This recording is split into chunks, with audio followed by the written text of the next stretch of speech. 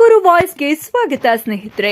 Subscribe ಆಗಿಲ್ಲ ಅಂದ್ರೆ ಈಗಲೇ ಈ ಕೆಳಗೆ ಕಾಣುವ ಸಬ್ಸ್ಕ್ರೈಬ್ ಬಟನ್ಗೆ ಈಗಲೇ ಕ್ಲಿಕ್ ಮಾಡಿ. ನಾವು ಮಾಡುವ ವಿಡಿಯೋಗಳ ನೋಟಿಫಿಕೇಶನ್ಗಾಗಿ ಬೆಲ್ ಐಕಾನ್ ಅನ್ನು ಪ್ರೆಸ್ ಮಾಡೋದನ್ನ ಮರಿಬೇಡಿ.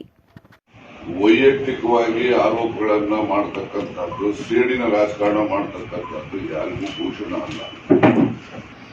ಯಾರಿಗೆ ಮನಸ್ಸಿಗೆ ನೋವಾಗದ ರೀತಿಯಲ್ಲಿ ಅವರ ಅಭಿಪ್ರಾಯಗಳನ್ನು ವ್ಯಕ್ತಪಡಿಸಲಿ.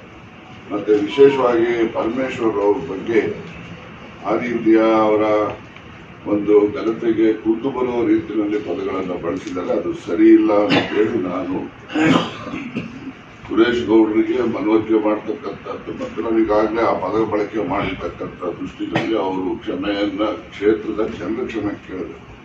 ಅದನ್ನು ನಾನು ಖಂಡಿಸ್ತೇನೆ ಅಂತಕ್ಕಂಥ ಒಂದು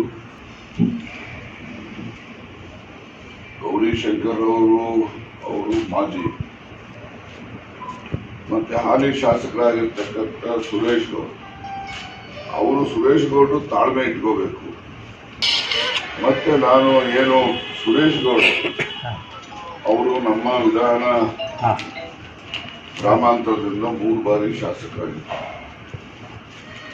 ನಮ್ಮ ಜಿಲ್ಲಾ ಉಸ್ತುವಾರಿ ಸಚಿವರು ಸನ್ಮಾನ್ಯ ಡಾಕ್ಟರ್ ಜಿ ಪರಮೇಶ್ವರ್ ಅವರು ಕೂಡ ಮಧುಗಿರಿನಲ್ಲಿ ಶಾಸಕರಾಗಿದ್ದರು, ಸಚಿವರಾಗಿದ್ದರು. ಈಗ ಕೊಡಗನಲ್ಲೂ ಕೂಡ ಶಾಸಕರಾಗಿದ್ದಾರೆ, ಉಪಮುಖ್ಯಮಂತ್ರಿಯಾಗಿ ಕೆಲಸ ಮಾಡಿದ್ದಾರೆ, ಈಗ ಹಾಲಿ ಗೃಹ ಮಂತ್ರಿಯಾಗಿ ಕೆಲಸ ಮಾಡಿದ್ದಾರೆ. ಅವ್ರಿಗೂ ಕೂಡ ಆ ರೀತಿಯ ತೇಜೋದಯ ಮಾಡ್ತಕ್ಕಂಥ ರೀತಿಯಲ್ಲಿ ಮಾತನಾಡ್ತಕ್ಕಂಥದ್ದು ಅವರ ಘನತೆಗೆ ತಕ್ಕದಲ್ಲ. ಆ ರೀತಿಯ ಮಾತುಗಳನ್ನು ನಾನು ಕೂಡ ಖಂಡನೆ ಮಾಡ್ತೀನಿ. ಅವರು ನನ್ನ ಪ್ರಕಾರ ಯಾರ ಬಗ್ಗೆ ಏನೇ ಇದ್ರು ಕೂಡ, ಯಾಕೆ ನಾನೇನೋ ಅವ್ರಿಗೆ ಹೊಗಳ್ಬೇಕು ಮೆಚ್ಚಿಸ್ಬೇಕು ಅಂತಲ್ಲ, ಆ ಮನುಷ್ಯ ಯಾರಿಗೂ ಕೂಡ ಹೊರಗಡೆ ಏನೇ ಇದ್ರು ಕೂಡ ಒಳಗಡೆ ಇಟ್ಕೊಳ್ತಾರೆ ಹೊರತು ಆಚೆ ತೋರಿಸ್ಕೊಳ್ಳೋರಲ್ಲ. ಆಚೆ ಯಾವತ್ತೂ ಒಬ್ಬರಿಗೆ ಅಸಮಾಧಾನದ ಮಾತನ್ನು ಹೇಳೋವಂಥ ಮನುಷ್ಯ. ಅವರಿಗೆ ಅಂಥವ್ರಿಗೆಲ್ಲ ಆ ಥರ ಪದ ಬಳಸಿ ಅವ್ರ ಮನಸ್ಸಿಗೆ ನೋವು ಮಾಡೋದು ಸರಿಯಲ್ಲ ಅಂತ ನನಗೆ ಸರಿ ಅಂತ ನಾನು ಅದಕ್ಕೆ ಉತ್ತರ ಹೇಳಕ್ ಹೋಗೋದಿಲ್ಲ. ಅವರು ಯಾರದೇ ಬಗ್ಗೆ ಮಾತಾಡಲಿ ಅಸಂಸ್ಕೃತ ಪದಗಳು ಅದು ಸರಿ ಇಲ್ಲ. ಪರಮೇಶ್ವರಿಗೆ ಮಾತಾಡಲಿ, ಗೌರಿಶಂಕರ್ ಬಗ್ಗೆ ಮಾತಾಡಲಿ, ನನ್ನ ಬಗ್ಗೆ ಮಾತಾಡಲಿ, ಇನ್ನೊಬ್ಬ ಸಾಮಾನ್ಯ ಮತದಾರನ ಬಗ್ಗೆ ಮಾತಾಡಲಿ, ಅದು ಸರಿ ಇಲ್ಲ. ನಾನು ಮೊದಲೇ ಹೇಳಿದ್ನಲ್ಲ, ಯಾರೊಬ್ರು ಮನಸ್ಸಿಗೆ ನೋವಾಗದ ರೀತಿಯಲ್ಲಿ ನಮ್ಮ ಅಭಿಪ್ರಾಯವನ್ನು ಮುಟ್ಟಿಸ್ತಕ್ಕಂಥದಕ್ಕೆ ಪದಗಳಿದ್ದಾವೆ. ಅದನ್ನು ಬಳಕೆ ಮಾಡಲಿ, ಯಾಕೆ ಬೇಡ ಅಂತ. ಮನಸ್ಸಿಗೆ ನೋವುಂಟು ಮಾಡುವ ರೀತಿಯಲ್ಲಿ ಮಾತಾಡುವುದು, ಅದೆಲ್ಲ ಮಾತಾಡ್ಕೊಂಡು ಆ ರೀತಿ ಎಲ್ಲ ಹೋದ್ರೆ ಅವೆಲ್ಲ ಇರ್ತವೆ. ಅವೆಲ್ಲ ಹಿಂದೆ ಏನೇನಾಗ್ತವೆ ಅವೆಲ್ಲ ಹೋಗ್ತವೆ, ಅವೆಲ್ಲ ಇರ್ತವೆ. ಯಾರಿಗೆ ಬೇಕಾದ್ರೂ ಆಶೀರ್ವಾದ ಮಾಡ್ತೀನಿ, ಯಾರಿಗೂ ನನಗೆ ಯಾರು ಈ ಬುದ್ಧಿ ಹೇಳಿ ಹಿಂಗೆ ಇರ್ಬೇಕು ಹಂಗೆ ಇರಬೇಕು ಅಂತ ಹೇಳಂಗೂ ಇಲ್ಲ, ಹೇಳೋದನ್ನ ಕೇಳಂಗೂ ಇಲ್ಲ. ಇರ್ಬೋದು, ಸುರೇಶ್ ಗೌಡರಿಗೂ ಸಹಾಯ ಮಾಡಿದ್ದೀನಿ, ಒಂದ್ಸಲ ಗೌರಿಶಂಕರ್ಗೂ ಮಾಡಿದ್ದೀನಿ. ಯಾವಾಗ ನಮ್ಮ ಎಲೆಕ್ಷನ್ನಲ್ಲಿ ಇದ್ದೆ, ನಮ್ಮ ಹುಡುಗನ ಎಲೆಕ್ಷನ್ನಲ್ಲಿ ಇವರೆಲ್ಲ ಹುಲಿ ನಾಯಕರು ನಿಲ್ಲಿಸಿ ಓಟು ಡಿವೈಡ್ ಮಾಡಿ ನಮ್ಮ ಹುಡುಗನ ಸೋಲಕ್ಕೆ ಕಾರಣ ಆದ್ರು. ಆ ವರ್ಷ ಇವ್ನು ಸೋಲ್ಬೇಕು ಅಂತ ಮಾಡಿದ್ದೀನಿ, ನಾನು ಹೇಳೇ ಮಾಡಿದ್ದೀನಿ. ಯಾರು ಸುರೇಶ್ ಗೌಡ ಸೋಲ್ಬೇಕು ಅಂತ. ಅದೇ ಮೊನ್ನೆ ಎಲ್ಲ ಎಲೆಕ್ಷನ್ ನಮಗೆ ಸಹಾಯ ಮಾಡಿದ್ದಾರೆ, ನಾವು ಎಲ್ಲ ಗೆಲ್ಲಬೇಕು ಅಂತಲೂ ಪ್ರಯತ್ನ ಮಾಡಿದ್ವಿ. ಅದರಿಂದ ನಾವು ಯಾವತ್ತೂ ಕೂಡ ಉಪಕಾರ ಸ್ಮರಣೆಯನ್ನ ಸ್ಮರಿಸುವಂತ ಜಾಯಮಾನ ನಂದು. ಆ ಉಪಕಾರ ಸ್ಮರಣೆಗೆ ಸರಿಸಮನಾಗಿ ನಾನು ಕೂಡ ಅವರಿಗೆ ಅನುಕೂಲಗಳನ್ನು ಮಾಡಿರೋ ಸಂಗತಿಗಳು ಉಂಟು. ಕೆಲವು ಸಂದರ್ಭದಲ್ಲಿ ಉಪಕಾರ ಮಾಡದೇ ಇರೋ ಸಂಗತಿನೂ ಉಂಟು. ಜನರು ಕೊಡಗಿನ ಕ್ಷೇತ್ರದ ಜನರ ಕ್ಷಮೆ ಕೇಳಬೇಕು ಅಂತ ಗೊತ್ತಾಯ್ತು. ಆದ್ರಿಂದ ಕೊಡಗಿನ ಕ್ಷೇತ್ರದವರು ಕೇಳಬೇಕಾಗ್ತದೆ. ನನ್ನ ಮನಸ್ಸಿನಲ್ಲಿರ್ತಕ್ಕಂಥದ್ದು ಅವರ ವಿಧಾನಸಭಾ ಕ್ಷೇತ್ರದ ಜನರು ಕ್ಷಮೆ ಕೇಳಬೇಕು.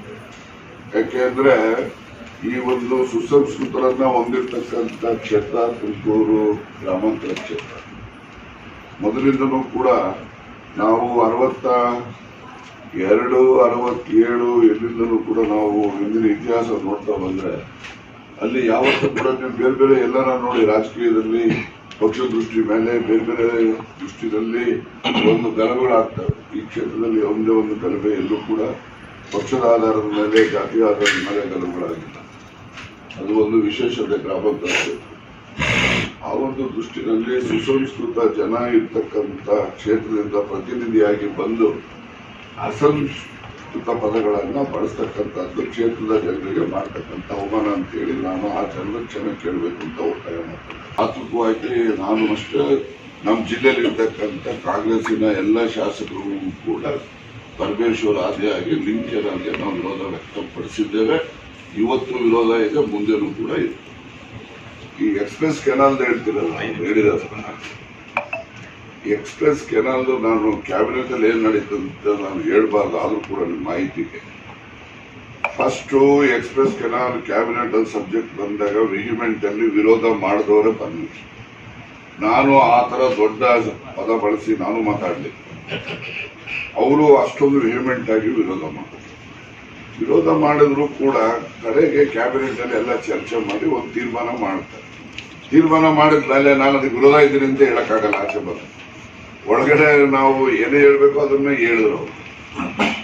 ಅಷ್ಟು ಅವರು ವೆಹಿಮೆಂಟ್ ಆಗಿ ಆ ಕೆನಾಲ್ನಿಂದ ನಮ್ಮ ಜಿಲ್ಲೆಗೆ ಏನು ತೊಂದರೆ ಆಗ್ತದೆ, ಯಾವ ರೀತಿ ಆಗ್ತದೆ, ಅದರ ಅವಶ್ಯಕತೆ ಇದೆಯೋ ಇಲ್ವೋ ಅದ್ರ ಬಗ್ಗೆನೂ ಕೂಡ ಕ್ಷೇತ್ರಕ್ಕೆ ಅಭ್ಯರ್ಥಿ ಆಗಿದ್ದೆ. ನನ್ನ ಕ್ಷೇತ್ರದಲ್ಲಿ ಬರ್ತಕ್ಕಂಥ ಬ್ಲಾಕ್ ಕಾಂಗ್ರೆಸ್ ಅಧ್ಯಕ್ಷರು ಇರ್ಬೋದು, ಮುಂಚೂಣಿ ಘಟಕಗಳಿರ್ಬೋದು, ಇವು ಯಾವುದನ್ನು ಕೂಡ ನನ್ನ ಜಾತಿಯವರು ಬರಬಾರ್ದು. ಅಂದ್ರೆ ಇದನ್ನ ಯಾಕೆ ಪೀಠಕ್ಕೆ ಹೇಳಿದೆ ಅಂದ್ರೆ 224 ವಿಧಾನಸಭಾ ಕ್ಷೇತ್ರದಲ್ಲಿ ಯಾವ ಕ್ಷೇತ್ರದಲ್ಲಿ ಯಾವ ಜಾತಿಯ ಅಭ್ಯರ್ಥಿ ಎಲೆಕ್ಷನ್ ನಿಲ್ತಾರೆ ಆ ಜಾತಿಯವನ್ನ ಬಿಟ್ಟು ಅಲ್ಲಿನ ಬ್ಲಾಕ್ ಸಮಿತಿ ಅಧ್ಯಕ್ಷಗಳನ್ನ ಮಾಡಬೇಕು. ಮುಂಚೂಣಿ ಘಟಕದ ಅಧ್ಯಕ್ಷಗಳು ಕೂಡ ಬೇರೆ ಜಾತಿಯವರಿಗೆ ಕೊಡಬೇಕು. ಆಗ ಬೇರೆ ಜಾತಿಯ ಲೀಡರ್ಶಿಪ್ ಬೆಳೆಸ್ದಂಗೆ ಆಗ್ತದೆ. ಒಂದು ಸೆಕೆಂಡ್ಲಿ ಆ ಸಮುದಾಯದ ಪ್ರೀತಿ ವಿಶ್ವಾಸ ನಮ್ಮ ಪಕ್ಷದ ಬಗ್ಗೆ ಬರ್ತದೆ. ಈ ಎರಡು ಅಂಶಗಳನ್ನ ಬಹಳ ತೀವ್ರವಾಗಿ ನಾನು ದೆಹಲಿಗೆ ಹೋದಾಗ ಅವರ ಮನವರಿಕೆಯನ್ನ ನಾನು ಕೆ.ಸಿ. ವೇಣುಗೋಪಾಲ್ ಅವರಿಗೆ ಮಾಡಿದ್ದೇನೆ. ಅವರು ಕೂಡ ಅದನ್ನ ಒಪ್ಪಿದ್ದಾರೆ. ಈ ನೊಣ ಸದ್ದಿರೋದನ್ನೇ ಕೇಳ್ತಾ ಮೇಲೆ ಎಷ್ಟಿದೆ ಅವ್ರನ್ನೆಲ್ಲ ಏನು ಯತ್ನಾಳ್ ಏನ್ ಹೇಳವ್ರೆ ವಿಜಯನೂರ್ ಬಗ್ಗೆ. ನಾನು ವಿಜಯನೂರ್ ಜಾಗದಲ್ಲಿದ್ರೆ ಬೆಳಿಗ್ಗೆನೆ ಯತ್ನಾಳನ್ನು ಪಾರ್ಟಿಯಿಂದ ಸಸ್ಪೆಂಡ್ ಮಾಡ್ತಿದ್ದೆ. ಅವ್ರ ಮೇಲೆ ಕ್ರಮ ತಗೊಳಕ್ಕೂ ಇವ್ರಿಗೆ ಶಕ್ತಿ ಇಲ್ಲ. ಇವ್ರಿಗೆ ಎಷ್ಟು ಬೈತಾರ ಅವರು, ಹಂಗಾರು ನಮ್ಮ ಪಾರ್ಟಿ ಬಣ ಆಯ್ತಾ? ನಾವೆಲ್ಲ ಇರ್ಬೋದು, ನಮ್ಮಲ್ಲಿ ಯಾವುದೇ ಗುಂಪುಗಾರಿಕೆ ಇಲ್ಲ. ವಿಷಯ ಆಧಾರಿತವಾಗಿ ವ್ಯತ್ಯಾಸ ಇರ್ಬೋದು, ಅಷ್ಟು ಭಿನ್ನಾಭಿಪ್ರಾಯಗಳಿರ್ಬೋದು. ಆದ್ರೆ ಆ ರೀತಿಯಲ್ಲಿ ಇವರು ಲಂಚಕೋರ ಇದ್ದ, ಇವನು ಫೋರ್ಜರಿ ಸೈನ್ ಮಾಡಿದ್ದ ಅಧ್ಯಕ್ಷ ಅಂತ ಹೇಳಿ ಹೇಳ್ತಾರಲ್ಲ ಯತ್ನಾಳು.